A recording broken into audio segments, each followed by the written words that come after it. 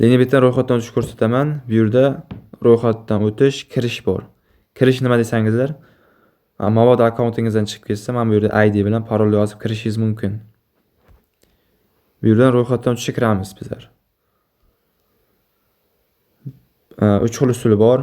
Eng oson usullar bir bosishda va telefon orqali ikkalasini tanlaymiz. Birinchisi mamlakat. Qayerda bo'lsangiz o'sha yerga kiritasiz.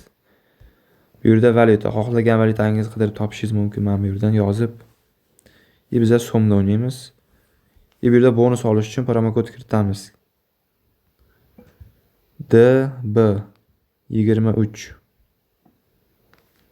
Shuni kiritib ro'yxatdan o'tsak, sizga 100% bonus beradi.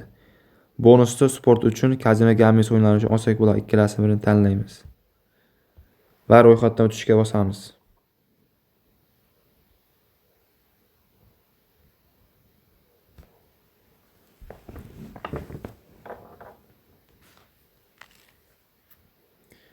Bu yerda aytilgan narsani belgilaymiz va mana bu yerda keyingisi tugmasini bosamiz. Motosikl deyapti va bosamiz uni ham. Bu to'g'ri belgilaman. Bu yerda aylana bor, mana aylana ko'rib turganlaringizdek. O'shanga bosamiz. Mana shu kapcha ko'pincha to'g'ri belgilaydi. Tasdiqlashni bosamiz. Xo'sh, mana kapchadan o'tib oldik. Bizga login bilan parol beryapti. Mana joyga aytgandek, kirishga mana login bilan parol, masalan, akkauntingizdan chiqib ketsa, shu login bilan parol terib akkauntingizga kirib olishingiz mumkin. Bu esdan chiqib ketmasligi uchun screenshot qilib qo'yamiz. Keyingisiga bosamiz. Mana sirasi akkauntimizga olib o'tdi. Endi pastda menu degan joyga bosamiz va mana bu yerda shaxsiy ma'lumotlar degan joy turibdi. O'shanga bossak, keyin mana bu yerdan emailda ulashishingiz mumkin. O'zingiz xohishingiz va telefon raqam ham ulab qo'ysangiz bo'ladi.